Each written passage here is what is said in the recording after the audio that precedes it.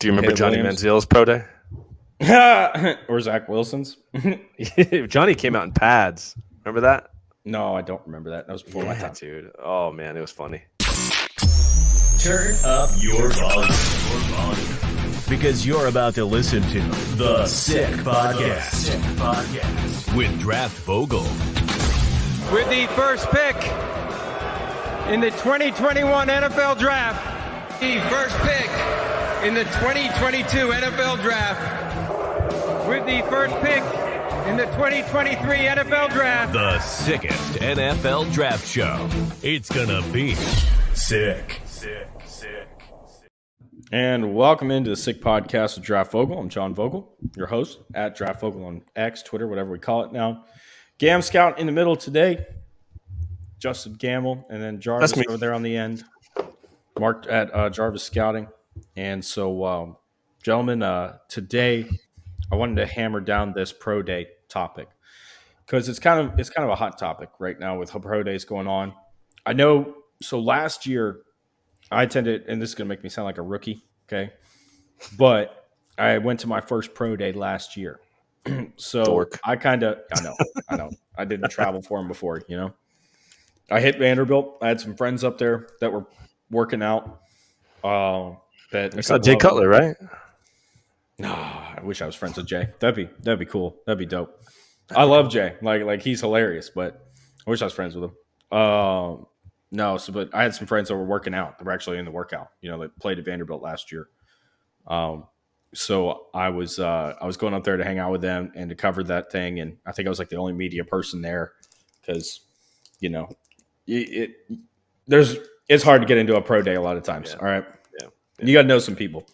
So, but anyways, I get it. So I kind of went into it, and my first question that I sent to a lot of my contacts, you know, that attend pro days, scouts that are in the league and stuff, you know, as I was getting ready to do this thing was, how do I watch a pro day?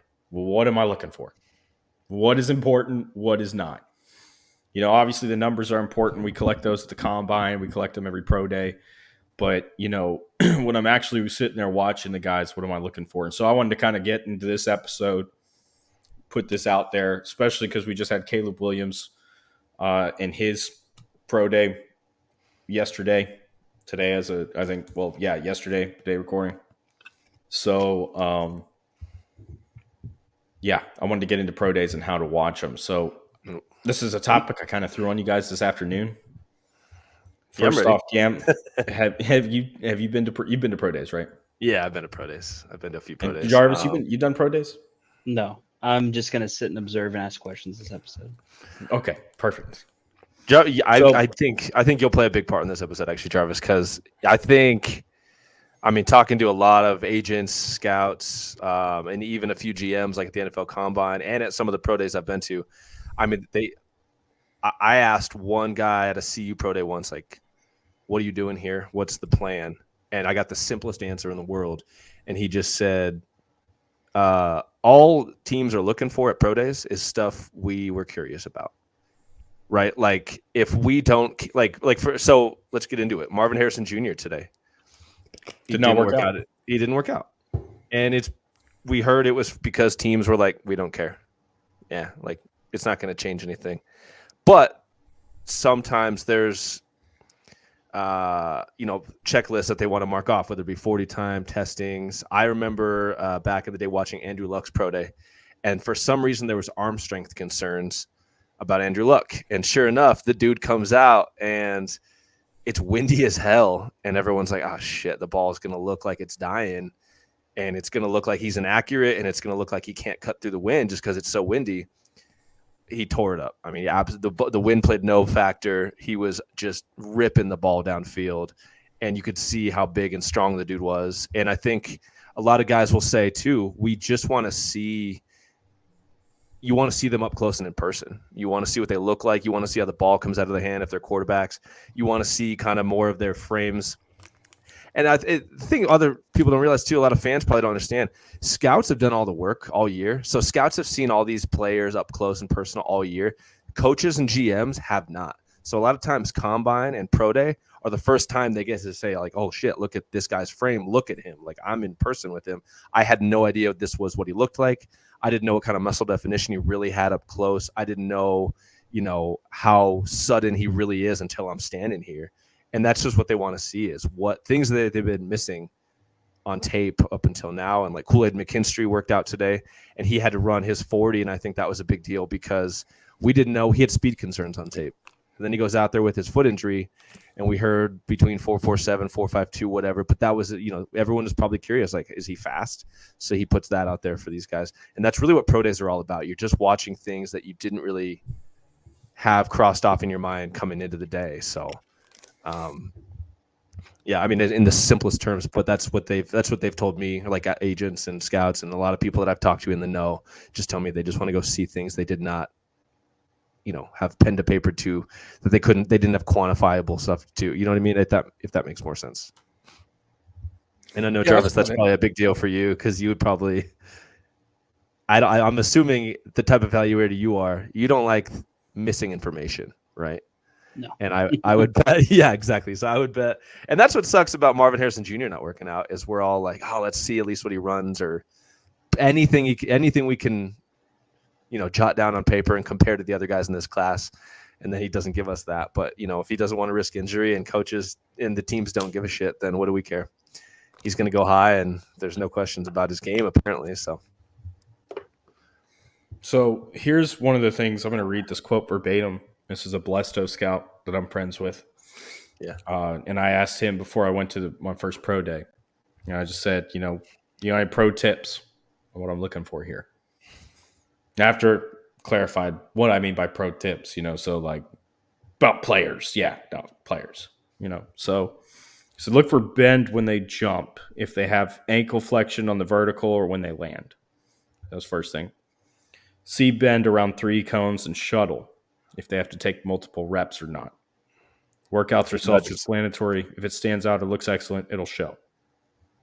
And then ask coaches what they need to work on, and it should match the workout. So, like the thing that's really kind of important is to understand what the drills are for. What would I do? I'll throw out a question. Yeah, I'm raising my hand. Okay, question. Go ahead. You're the teacher. I just want to throw this out. Tell that Blesto scout thoughts and prayers this time of year. Oh my God! Yeah, no. That's all I wanted to add. Yeah. Anywho. So no, yeah, it's a rough time of year for them. Absolutely. Yeah. So, anyways, no. The first, you got to understand what the drills are actually for. What we're doing them for. That's kind of the first thing. If you're a base, like you're an evaluator and you're just getting started, obviously the 40-yard dash is all about long speed, right? It's about, okay, how much long speed does this guy have? 10-yard split is acceleration, kind of comparing, seeing how quickly they can get up from an awkward situation and get moving. Vertical is obviously about explosion, right? So the flexibility thing, that's another part of it where it's like, okay, well, just how flexible is their body? How well do they, how well do they kind of work themselves through the reps and that stuff? Like, what kind of flexibility do they have in their body? If you got a guy that's real stiff, chances are he's not going to be a great athlete, right? I think we've seen that across the board. Not a great football athlete. Well, yeah. Yeah. But you don't want it. So you don't want a guy that's stiff. If he looks stiff, that's going to be kind of a problem. And it really just kind of comes down to seeing these reps over and over and over again, seeing guys go through them, understanding what a good rep looks like, what a bad one looks like. Because if you're just watching like a 3-cone for the first time, you're watching the dude run around the cones, you're like, okay, it all looks about the same to me, and then you start to understand, okay, well, 6, 6, 7, 3-cone is pretty darn outstanding, right? Like we're trying to measure your bend, your change of direction. That's something I've noticed, as I've been going through the league and pulling a lot of data on players and rosters and, seeing what teams are targeting.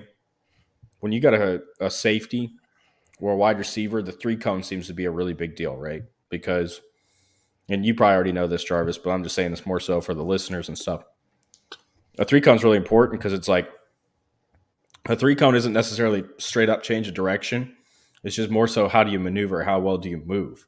And so when you think about a 3-cone in a route or a 3-cone, you're reacting, a safety reacting and trying to work around the player, to come down and get this angle that he's trying to get. That's kind of where the 3-cone fits into how they run. So a lot of 3-cones that you see players in the league, there's not many that are over 7'10". There's a lot of them that are under 7, especially when you go through the secondaries, when you go through the wide receiver positions. That's kind of what that's measuring. And then you get to the short shuttle. That's straight up change of direction. Like, how much body control do you have? Multiple reps is important, to gauge, because it's like, well, think about guys that you've watched go through the broad jump. Have you, I remember, who was it? It might have been a quarterback. He had to broad jump 3 times to get his first rep because he couldn't land on his feet, Right. I think that's the one that you see people mess up the most, is the broad jump, because you try to get you're trying to get those extra couple inches and just stretch out just a little bit further. And you have to keep your balance when you land. Otherwise, it's a bad rep. So when you don't keep your balance and you end up falling over, well, you got to redo the rep, and it's kind of like I was talking to Levi last week. I don't know if you guys checked out the interview or not, but Levi was fantastic out of Texas A&M Commerce. But he was talking about going through his 3-cone or his broad jump, and he kept having to do it over and over again because he was like 9.2, but he fell over. 9.3, he fell over. So he had to take those couple inches off and just focus on settling. That's when he got 8.11. Yeah. And he was so mad because he didn't hit 9. He was trying to hit 9, So, that's kind of the thing is it's about multiple reps. It's about what's functional. It's about Right. what's a functional movement for you. Like, what can you do that's – because a lot of times the 2 guys will run the same 40 time, or 2 guys will run the same 3-cone, short shuttle, whatever. But only when you're really up close in person can you say, "Ah, shit, that was easy for this guy, and his ankles flex, and his lower his torso's flexible. This guy ran the same time, but Jesus Christ, that was so herky jerky, and he's trying hard." And I know you'll hate this, John, but it was like Aiden Hutchinson when he ran his record-setting 3-cone. He fell twice before he got it, and you can see he works to be athletic. Where some of these other guys, they don't have natural athletes. They're just it doesn't matter. Where Aiden's a psycho and a freak competitor, but there's a difference between when you get to get up close in person. And I mean, this is what I like about when you talk to guys that have been multi-sport athletes their whole lives. They play hockey, baseball, basketball, football. A lot of times, it's easy, or if you've grown up around that and now you're an evaluator, it's so easy to see up close in person, who the real athletes are and what's functional and what is just super easy for some guys and what other guys really have to try hard to do. And I think that's important for the pro day because you get to see body types. You get to see who probably has too thick of calves or, I remember Andres Pete, the Stanford tackle, when he came out, his legs were almost too thick to where you're he's carrying tree trunks down there. His calves are monstrous. It almost made it, and you could tell his feet are a little heavy because of it. He's carrying around a lot of muscle mass down there. And yeah, the tape was good and everything, but then you get him in some, I remember, I think I was watching his pro day or combine, but I could tell, I'm oh, those feet are heavy. He's carrying around too big of legs, and you can only really tell that when the camera zooms in and you get to see him isolated. But pro days are a lot about that. And I think someone told me, it was Ray Farmer talking about Johnny Manziel. I've told you guys I talked to him about Johnny, but when they were talking about his pro day, he was just well, we wanted to see how the ball flew off his hand, blah, blah, blah. And I'm well, it didn't. So I don't know why you took him so high. But he said, we really wanted to go see him up close and in person just to really understand his body mechanics, the way that he loaded up, how much weight he had to transfer to get the ball out, what it really looked like. And I think that's for quarterbacks a lot of times that's important because when you're, again, up close and personal, you can see how the ball spins off someone's hand versus how it doesn't. Or you can look at the spiral of the ball and see, wow, there's a lot of torque behind that. Look at the way it rotates, or look at the way it arrives at its target instead of falling to its target. That's so important. Pro days are really just about checking off boxes and kind of getting to see up close things that you can't tell from all 22. All 22 is great, and we all love it, and it's fantastic. But it's sometimes hard when you're watching DBs and you're all right, cool, I got to see their movements and how they reacted to this play. but I'm 700 feet up, it feels like, and I don't really get to like zoom in and kind of see like the way his ankles and his lower body's working. It's just so different, and that's why sometimes broadcast is nice on like when they do replays, because you're like, oh, good, like that's the first clear up close shot I got of him. I have 19 games of all 22, and I still feel like I'm a little lost. It shouldn't be that way, but that's why pro days are like. John, do you see that? You see your bubbles again? I don't know. I don't know what it's coming from. I'm sorry, Mark. We're gonna every time. Yeah, see you again. All right. Anyway, what did you gather on Caleb Williams pro day? I'm glad because I was about to bring that up, and I was going to use this as an example to talk about quarterbacks and how to watch those pro days. I hate quarterback pro days. I hate them. They're one of the most overrated things, right? Like I mean, the two best pro days of all time, I think, Jamarcus Russell and Johnny Manziel. Fantastic pro days for quarterbacks. Like Zach Wilson's up there too. Zach Wilson's definitely up there. That pro day was fantastic. Oh yeah, he was an alien out there, just doing whatever he wanted with that ball. So the thing is, quarterbacks are typically what you see the pro days filmed on television, right? Those are the ones that we focus in on. NFL Network, NFL Plus, ESPN, send people out there and put it up there. They got their analysts on there talking about, they bring up old clips and like, oh, look, to see, we saw him make this type of throw right here, da-da-da, like, this is awesome, and they're usually hyping them up. The first thing that I would recommend, and I was reminded because I watched Bo Nix's pro day this year, and you see Rattler? I didn't see Rattler. No, I needed to. But easy thrower, that ball. Oh, dude, I'm right there with you about Rattler. Yeah. Not because of any first round mock scout or anything, but Don't start. Anyways, point is, when you start to, if you're new to this and watching pro days and stuff, you're gonna watch it. You're gonna turn one on. You're gonna see him make these throws, and you're gonna be like, "Oh my god, he could throw it 80 yards!" Yeah, we knew that already. Trust me, we knew that. In Caleb's instance, there was one thing, and I'm really glad that this kind of happened and we could talk about it, because Caleb, normally the things that you want to focus on during a quarterback's pro day is the mechanics. A lot of times I won't even watch where the ball goes. I'm watching his feet. I'm watching how he's transferring his weight, how the ball's coming out of his hand. I'm like all those things that we just kind of went into, but it's really his footwork and his mechanics that I'm really concerned about. And that's what I'm just trying to get a close-up look of. When I watched Bo this year, Bo looked awesome in his pro day. He was dialing up throws.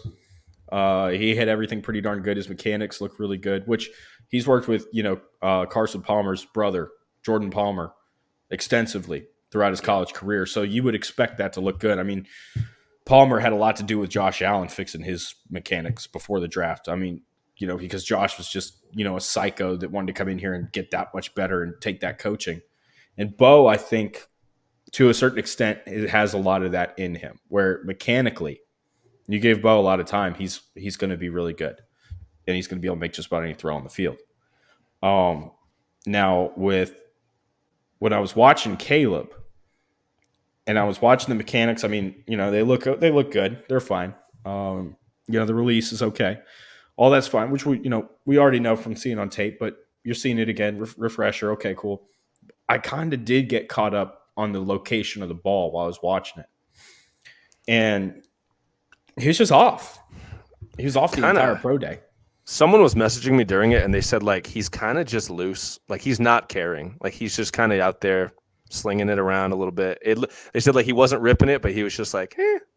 And I don't know if that's true or what his mindset is, but they were like, he doesn't look like he's worried about, like, what scouts are looking at. He looks like he does not care.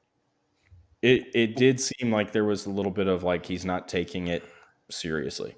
And if he knows he's going number 1 overall, then he's probably like, why am I doing this, dude? And that's we don't know. That could be wrong. That could be flawed logic too. But like, it was hard to even care for me today when I heard his pro day. I was like, I don't even know if I want to entertain it, because I don't want to take something away from it that he's like, really, dude. Like, because you talk to the athlete themselves and they're like, are you kidding me? Like, I didn't care,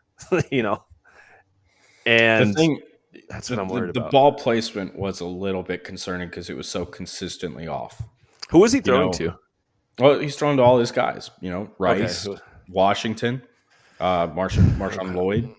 Yeah. Okay. And I mean, they're having to constantly extend well outside their frame to bring in catches. They're slowing down on crossers because the ball's behind them. And so normally when I'm watching a pro day, I'm not worried about that kind of thing.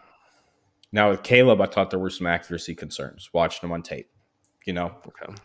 At least consistent accuracy, where I think that there's 3 different levels of accuracy. And the way that I've kind of identified him is you got pinpoint. You got a guy that he could just place it. Anticipation thrower, feels it, knows exactly where that ball's got to go. And, 7 out of 10 times it's going to be on a dot, You've got box throwers, guys that they get the ball there, but it's more, instead of it being in a circle on a dot, it's kind of in a box, You might have to adjust to it a little bit. You might have to do something with it as a receiver to bring in the catch. And then you just have plain damn inaccurate, right? Like just, ungodly terrible. Not good. Yeah. So I feel like I always kind of felt like Caleb flashed pinpoint. It had certain games where he really looked like that, but a lot of times he's a box accurate thrower. And a guy that I think of as the pure definition of box throwers, Carson Wentz. Because even going back to when he was at North Dakota State and when he had that really good season with the Eagles, he was not a guy that was going to wow you with his ball placement. He wasn't going to throw through a lot of tight windows. He was going to get it there where you could make a play on it. That was about it, Yeah. And that kind of continued to get worse through his career as he dealt with the injuries and all the obstacles that he had to kind of overcome. But the situations around him. But that was what I kind of took away from Caleb today was he's kind of a box thrower.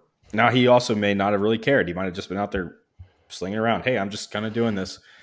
Make my guys look good, all that stuff. But that was the first thing that was interesting. The second thing I thought that stood out to me was he had a quarterback's coach that was, golly, what is with this camera, man? I don't even know what I'm doing. I don't even know what to say. It's got to be Shane back there in the studio. He's got to be messing with me. Shane, knock it off. I sure hope so, man. I'm gonna blame it on Shane. No. So thing is he has a quarterback's coach that's got the script in his hand, and it looked like, from what I could see off the television, and I may be inaccurate with this. I'm just saying the perception that I got from it was they had a play called. He would kind of walk over there and you could see him changing whatever the route was, whatever the throw was going to be. And just kind of this guy, the coach is sitting over there holding the script and just watching like he can't do anything, And I thought that was a little weird, because typically you're running, your throwing session on a script and you're trying to answer all the questions that you've picked up during the process. And that's why you have the script, because it's okay. We're going to throw this, we're going to throw that, we're going to throw this. And it looked like there was a lot of deviation from the script. And I don't know if it was into a simpler throw. I don't know if they were trying to do something else, but whoever was running the actual throwing session had no control over it whatsoever. None. Like, I kind of don't mind that. I kind of don't mind that at all. It's weird. Here's my question. We know Caleb Williams is going first overall. So first off, if he said I'm not having a pro day, fine. Or sorry, Mark, we assume Caleb's going first overall. The bet says he is. Anyway, if he didn't have a pro day at all, fine. Because I think on tape we already have everything we need. Just like Marvin Harrison Jr. I think we have everything we need. Mm-hmm. But I'm assuming he's doing this pro day because some of his guys are getting drafted. Marshawn Lloyd, Brendan Rice, blanking off the top of my head. Yes. So I'm assuming this pro day is just for them and not for him, because I don't think he cares and I don't think he owes any team a pro day when the only team that's probably cares is already going to draft. You know what I mean? Like he's a Chicago Bear. So that's why the main reason why I was like, I don't know how to care about anything in this pro day, where I think it's more interesting when you watch like the pro days of guys who we don't know where they're going to go, like Bo Nix, Spencer Rattler, even Nix, these fringe first rounders, or day 2 guys that can elevate themselves a little higher. That's probably a little more interesting because teams are going to go into those pro days and they do want to see the script and they probably do want to see how you sling the ball and what your body looks like when you do, especially a guy like Michael Penix Jr., who let's be honest, on tape, he's awful when the plays off script. He's not an arm talent guy where he does, every throw that he makes, he's got to get his hips around. He's got to get his shoulders around. He's got to transfer his weight. It's not just, he's not a shortstop playing quarterback like Caleb Williams is or Mahomes. He's more of a Phillip Rivers, where things the setup and the delivery and your body has to be right to make these throws. His arm's insane and he has a hose, but it's when things are correct with the rest of his body. I would imagine teams going to the Washington Pro Day are going to have a lot more questions and want to see him roll out and want to see the way he transfers his weight and his body moves a lot more. Same with Bo Nix and Rattler and some of these other guys than a Caleb Williams type. And I think those pro days matter more, and that's when you should wonder what the script really is or like care. Where I truly think I saw some of the highlights and I'm like, I don't think Caleb cares. I don't think this matters. I think he's doing it for the receivers. Could be wrong, but it's just when we talk about like this episode, we're talking about like what teams care about with pro days and what they're good for, and I think that's exactly it. It's these other guys that need to prove something and are trying to give scouts like more boxes to check off on their lists. You know what I mean? Yeah. And I mean that goes for a lot of positions too. That goes for I remember the CU pro day, Chidobe Awuzie. Like scouts put him through a lot of drills and a lot of stuff. Same with Tedrick Thompson that year. There's a few linebackers they had. They were playing the shit out of these guys, doing all kinds of drills, and you could tell they just wanted to see how their bodies looked, and they wanted to see like how easy and functionable all their movements were, what kind of bursts they had in and out of their breaks. It was all kinds of that stuff, and I think that's really what pro days are about, not so much the what's televised for the first overall pick. Right. Right. There was just some weird things, where without the proper context, that I can understand I don't have right now. It's like, yeah, what the hell? What is going on here? Because he didn't really do any rolling. Which I mean, they're like really. I don't think the question is can he roll out of the pocket. We know he can do that because he's a hero ball guy. He's going to do it every freaking play he gets a chance to. Yeah. It was more so can he operate from a pocket? Yeah. That's kind of the question with Caleb at this point is can you be a pocket passer and run the offense the way that we want it run? And that kind of goes into the whole like talking with the coach today. Because after the pro day we were chatting, texting, and he was talking. He's a guy that spent some time with Lincoln Riley and really talked ball and really gets his offense. He's talked hours with this guy about the offense and what Lincoln's running. It's a 3-tier system. You got your play call. Quarterback could go up there. He's pretty much got free range to do whatever he wants, right? He could check anything. He can check a route. He can change the play. And then he's got a box count. So if the box count's correct, you got a hat for a hat. So you got a blocker for every defender. You run the ball up the middle zone, right? So that's essentially what they're doing. And the initial play call is usually 4 verts. And we've talked about that a lot. That's all they ran last year because Caleb never checked out of the play, And it's kind of like that's the next concern is he a guy that is going to make the checks that you want him to at the line, or is he going to come out here and try to play hero ball all the time? And that's something you went a lot of like months ago. Yeah. I think it's important though to understand when you like that sets a precedent though of let's say teams can stop the run with hat on hat. Should Caleb just keep checking? And I'm not asking to like challenge. I'm just asking to like paint the question of let's say teams are stopping the run effectively. Should Caleb run the run play all game and score 0 points? Will I ran the right play, or does he just say like F it? No. And did you hear the interview after the play today though? Yeah, what he was saying. Yeah, when he was just like, no, I want to throw it. Like I'm throwing it. I want to throw it and I want to get it in my guy's hands. I want to rip a 20-yard dagger to my ex and let him run up the middle. Like I'm going to throw it. And I think that's what excites everyone about Caleb. And that's probably what you're also knocking him for very fairly is like, where are you going to meet, your NFL coach in the middle, or are you going to be YOLO your whole life? You know what I mean? Are you going to be smart about it, or are you doing this because you think you're the best chance at winning, and which is correct? Because I do think he's the best chance at winning on his USC team. And like, what was it? Washington, he scored 7 touchdowns in 7 possessions or something, and they were still trailing or whatever. Like, I don't know how you can blame the guy for doing anything. How we've had 2 first overall quarterbacks come through this system already. Yeah. You know what I'm saying? Yeah. And we got another guy that probably is a second, third round talent that's in this class that transferred out, right? Little rat. Right. And all these guys had no problem checking at the line of scrimmage and still won a lot of games and still put up impressive stats. At Oklahoma. Mm-hmm. With a dominant offensive line, dominant run game, solid defense in the Big 12. Okay, they weren't chasing points. That's where you go to as well. Was the USC offensive line that terrible? Yeah. Were they that terrible? Yeah. Or was it he's not checking to the right protection? Because look at what people did, man. Here's what people did was they get into the season, right?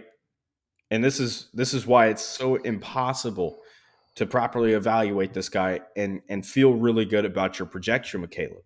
Because they're running 5-man protection.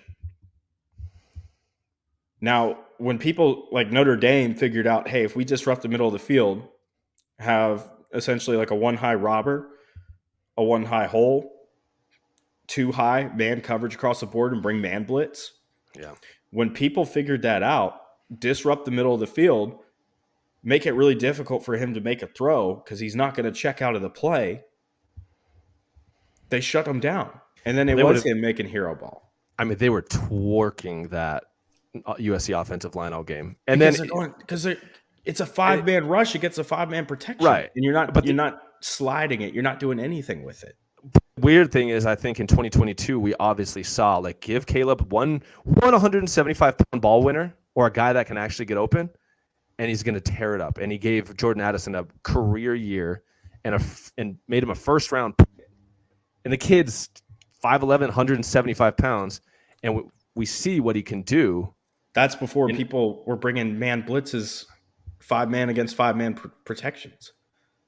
People weren't. They were still trying to drop into coverage, bro. They were still trying to play zone. No, John, it was just a whole different ball game. So you mentioned that these other quarterbacks that were at Oklahoma had better protection and so on and so forth. I mean, we have a year of Caleb at Oklahoma. What do you make of that? He was compared to the other quarterbacks. Well, he was also a freshman at Oklahoma, right? And he played the second half of the year after the Texas game. So, because that's when the replacement happened. I mean, we were talking about him. We knew he was going to come in as the Heisman favorite, right? Yeah. I'd have to go back and look now. I hadn't looked at his freshman since I think he was a freshman and I was in Kuwait. I think that was the last time I looked at that stuff. But I think that'd be a good thing to figure out is he checking out of the play there? Is he making the adjustments at the line of scrimmage? And that's kind of the other. Well, I can't go into that publicly, not yet. I was about to say something I probably shouldn't have. See, I think we're worried too much about, like, is he checking out of it? That's not. We know he's not in 2022 or 2023, but I think again we're leaning too far into that as opposed to why is he not. And I think when you're chasing, we saw they didn't win a game when they didn't score more than 35. I don't know why we're knocking this guy who wants to be the answer, and not only wants to be the answer for an offense, but is fully capable of it, like a transcendent talent and thrower. And he's being that on tape each week, playing this absolutely just awful USC 2023 team. And we're like, yeah, you should have checked into some other plays. Nah, I don't give a shit. Do whatever you want all game. Score more than that offense was rubbish, and he was still scoring at like an insane clip. That's fine. I don't think he's an idiot. I think we all know he's a smart dude. I don't think it's like he's too dumb to check into the right play. I think he knew he's the right guy. Like, he's the right play. Because when you're running the ball terribly all game, getting 1 to 2 yards tops, why wouldn't you just say, like, I'll take my chances to be the elusive quarterback that I am, and with all that arm talent that I have, like I'll make these plays. And I think that's what we saw in 2023 is him just being a psycho, running around, doing crazy shit. But that's also what worked. In some ways it didn't, but in some ways like nothing else was going to work. So we act like, oh, they could have been so successful if they did this other shit. Don't think so. And I'm not trying to just defend him at all costs, but I'm like, I don't think we're giving this insane playmaker enough credit for being the athlete and like the true playmaker that he is. Mahomes at Texas Tech, they were terrible and they didn't win any games. They won like 4 games this last year. Should we have said, well, he should have checked into different, like, no, bro, he was Caleb. He was just YOLOing every game, all game. And they would still lose. They lost that game to Oklahoma, I think. And it was what, like 72-60. He knew what he had to do, and I don't run the ball a little more efficiently. Great, we'll score 35 points, but it'll look better. No, score 60 by yourself. Go for it. Please do whatever you need to do, and that might be wrong, and I might miss, but I'm like, don't care. See, and the reason I disagree is because, and maybe this is something I'm going to have to update in the future as as football continues to evolve. But as of now, I think if you have a run game, right, and you have some semblance of it, first off, you shorten the game. So now you don't have to score 35 necessarily, or if you get to 35, you got a much better chance. Give your defense a little bit more of a break so that they can come out and hopefully play a little bit better. And then it makes your job easier when you're not running the ball. You know what I mean? So I don't think he wants his job to be easier. I think that's the other point we're missing, that he's fine being this guy. He is I don't know how the savior. Like that personally, I understand. I'm just saying. I think that's probably the more watching him and hearing him speak and just looking at everything, his body of work. That's what he was, and I don't think he's the guy that's like, let's take our chances and play at probabilities if we run. Dude, I think you actually have on your hands like a true Kobe Bryant type guy that's like, no, I don't care. Give me the ball. If they double me, like I'm still gonna take my shot. Because I'm better than anyone else we got, and I'm going to make the play, or we're going to die. We're going to go down, but no one else is going to do this. I'm better than anyone we have. And I think, he sees these guys in practice every single day. I'm pretty sure he's well aware, like, this offensive line is bad. And look, like I said, I might miss on Caleb, and we might be wrong about some of this stuff, but I don't think that we're going to see him get to an NFL team and just be a complete idiot and like, oh, he has no clue what he's doing. Like, just like Josh Allen was at Wyoming, I think that's what Caleb was last year to USC. And it's like Allen looked like an asshole his last year at Wyoming, but that's because he knew, like, I'm the best player in the country on this field. Anytime we play on any field, it's me or nobody. And we're not going to win unless I do all this cool shit. And that's probably Caleb. And that, again, evaluators are going to hate it, but I don't know how we knock these like insane competitors for being that and saying, like, I'm not going to turn down the last shot of the game. Like, it's going to be me. And if we don't win, we don't win, but we're not going to win anyways. We're definitely not going to win most of these games unless I put the whole thing on my back.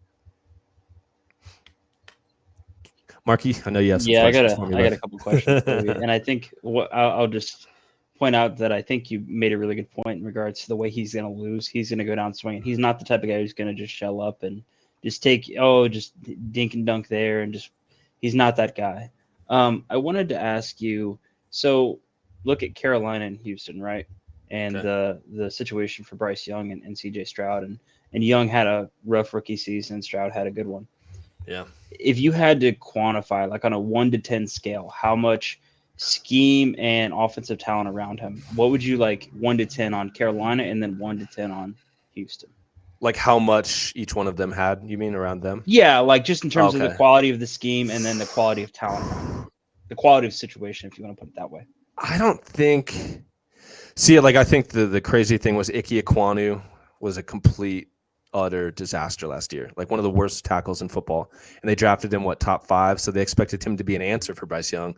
He was a turnstile. They had no ball winners, no separators. Adam Thielen was his best. Like, I honestly don't – no run game. I hate to be like that guy, but I'm like a 2, 3 at best. When I, watching every single game, I'm like, this is the worst thing I've ever seen. And Bryce Young, the scheme didn't fit Bryce very well either didn't, at all. It didn't. But I don't think it's a bad scheme. You're asking a 5'10" guy to be a 6'5" quarterback. Right. And I don't think people didn't talk about that with Bryce enough.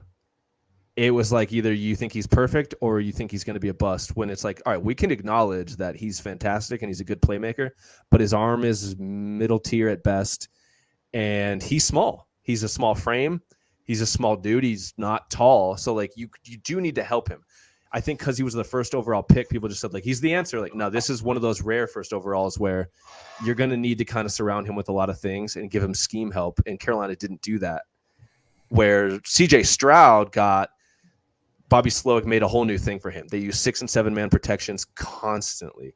They used 12 personnel constantly. They ran a really interesting system that was actually kind of simple, but got their playmakers into space. Nico Collins emerged as like an insanely talented possible number one. Tank Dell was an outlier as a 5'8" rookie, but came on so strong and looked like a seasoned vet halfway through the year, where you're like, dude, this guy, you'd think this is his 5th year in the NFL. You'd think he was a first rounder, but he's like a 5'8" third round wherever he went. So they just had, and then they had on top of that an overachieving defense. Will Anderson was insane. The defense honestly came on real strong. Derek Stingley looked like the guy they drafted him to be. Even when he went down, they had replacements step up. So Houston just weirdly became this like complete Cinderella story of like, they're going to be a bunch of young guys that suck, to wow, they're in the playoffs, where Carolina bombed. And I don't think it was all coaching. I don't think it was all Bryce Young, but it was like they didn't meet each other in the middle, and they gave each other kind of no help. You know, you can't draft, like I said, you can't draft Bryce Young and just say like, go, you're be Andrew Luck. Like, he's not that guy. He's not that guy. And they didn't adjust it. Go throw to Adam Thielen. They had like Chenault. It was terrible. Chenault. Yeah, and Chark was hurt for a bunch of the year, I believe. So it was like, this team is a college team at best. I think where would you put that on the 1 to 10 for Houston? Dude, I mean, it's at least a 7 or an 8. Could be a little higher, I guess. The run game was okay, but I mean, I think I'll give it an 8. Okay.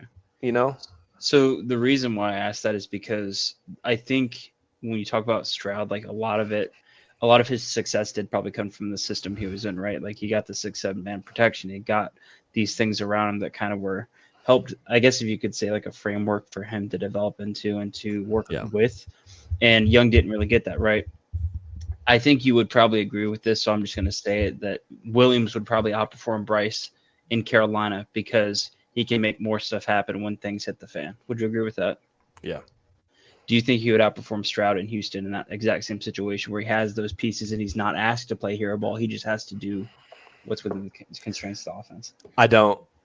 I think Stroud showed off a big-time arm and like an ability to push the ball vertically within that system a lot.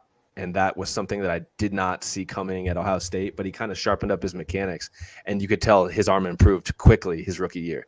Like, he was pushing that ball vertically. And I don't think some of the concepts they ran suit Bryce that well. I think with Bryce, you're going to have to ask him to kind of be more of like a Drew Brees. Like, you're really going to have to be a completion ace, and you're going to have to find spacing in the field. You're going to have to ask him to spread the ball out more. And that's not necessarily what Stroud is. Stroud showed he can be kind of like I don't want to say Andrew Luck, but like a guy that can really push the ball and read the field quickly and efficiently. And Bryce can do that too, but he's more of like your Drew Brees. He's more of your weaker armed guy that you can't ask to air it out like that. That's just not going to happen. I do think, though, Stroud might have been more of a disaster in Carolina on the flip side, right? So maybe he has a higher ceiling than Bryce, but a lower floor, if that makes sense. I asked because just in terms of trying to figure out where Caleb would have success, like you would think ideal situation for any rookie quarterback is a great offense that has all these frameworks in. They have great weapons, right? Like, they build it very much to suit them, right? And to be easy to operate. But the way Caleb plays, based on what you're saying, it's almost like that doesn't sound like his style is not let me play the easy to operate way. It's let me try to find big plays all the time. Let me So I wonder almost if he goes to a situation where it's, hey, we put the great situation there for you. He's going to say, screw it. I just want to go and do it my way. I don't think it's more that. I think it's more like he would play, like Caleb was willing to do the smart thing if it's efficient, if it wins, like any competitor, like any athlete, right? Like Kobe, or I hate to keep bringing him up, or like, but some of these guys, like in basketball, you've even seen, like they will take a back seat when they're winning, or not need to be the guy if the rest of the team can put their weight in, if it works out. But if we're going to lose, then I'm going to be the guy. Like, I'm going to do everything I can to make it happen, right? I don't think Caleb's like, screw the real game plan that's going to get us a victory. He's more like, this won't get us a victory no matter what, so I'm going to go out swinging. I don't think, because that's the thing, it's like 2022. I mean, I looked at like the Tulane game. I watched that recently, and he was just dicing him up. All game, had no issue just being a surgical pocket quarterback. When he had to extend, he did. But there was no issue for him taking the easy completions, getting his guys in space, getting them easy, run after catch yards, taking what was there. There was no problem. And like all of 2022 was like that, where you could see he was a different guy. He knew he had Jordan Addison that was probably going to win on the outside. He knew he had a semblance of a better run game, but it was just a different team. And so it's like, all right, if I make all these plays, we're going to win. I don't have to put it on my back. But 2023 was like, dude, some of those games, I don't know who could have won them. You know what I mean? Like if Caleb couldn't do it, who else do we think was going to come onto that USC team and win the game? Or like if they ran the ball a little better or more times, all that's going to do is put them behind the chains earlier, which is stupid to me. Like I think he kind of knew that and was like, I'm not going to let this happen. And yeah, I don't think he needs to be like this inefficient style quarterback. I just think he wanted to be, or had to be by necessity, but doesn't have to be if it's not going to, if it's going to fail, he's not going to be that guy, right? Do you think the worst possible scenario is he just goes to like an offensive coordinator or coach who has that mentality of like, we're going to do it my way, no matter what. I don't care if we're losing. We're doing it my way. And if you don't do it my way, I'm going to get on your ass or I'll bench you, that sort of thing. I think worst case career scenario for him. I think so. Cause like an old school guy might be like, screw this kid, like this is not the kind of football I grew up watching. Yeah. And that's probably where they'd rein him in and he'd be like, I'd want to throw the ball, man. Cause a lot of me and John, we talked about this with like Joe Burrow, and I was like, dude, the thing I love about Joe Burrow is like, he's not okay throwing the ball 20 times a game. Like he wants it 40 times a game. He wants to get in rhythm. Like he wants to be involved in the game plan heavily and like be the driver of the offense. And he's so good and efficient. Like let him do it. That's what gets the offense moving. And if he's not going to make mistakes, let him do it. I think Caleb's that guy where it's like, let him throw. Just don't make it to where he has to play hero ball. But like I wonder about like Justin Herbert right now in Harbaugh's offense, what that's going to look like. Are they going to completely handicap the kid and like not stimulate him as a quarterback? Because as any competitor knows, like you want to be like you want to play. And if you say like, we're going to throw the ball 6 times a game, but we're going to win. I truly think that as any athlete and competitor, you're going to have a problem with that. Even if you're winning, it's like, I want to do something, right? Like I want to be valuable to this team. And if I'm not, I feel stupid. So I think, I don't know. With Caleb, you want to put him, like, I think Chicago's great. I think Chicago's perfect because they're going to ask him to throw the ball and they have weapons to do it. And they might come out with more weapons after the draft if they spend the 9th pick on another receiver. Even if they don't, they have Mooney, they have Komet, they have Moore. Keenan Allen. Keenan Allen now. So like that's going to be good for him because it's not going to be where he has to play hero ball, but it's not going to be like I have nothing to do. And I think that's a great part of that team that he goes to. And that's rare for a number 1 overall pick to go to an offense that's like, oh, we actually have decent players. Cool. Because usually it's the worst team in the league, obviously. So interesting. We're at 49 minutes, so holy crap. We're going to have to wrap this one up. Yeah, no, it's crazy. We just kept going and kept going. But we're going to wrap up this show. Mark Jarvis down there on the end at Jarvis Scouting. Gam in the middle. Justin Gamble at Gam Scout. I'm at Draft Vogel. You can follow the show at SickPod NFL Draft. And we'll be back at it later on the week. So, Shane, let's get going. And that's a wrap. Hope you don't miss us too much until next time.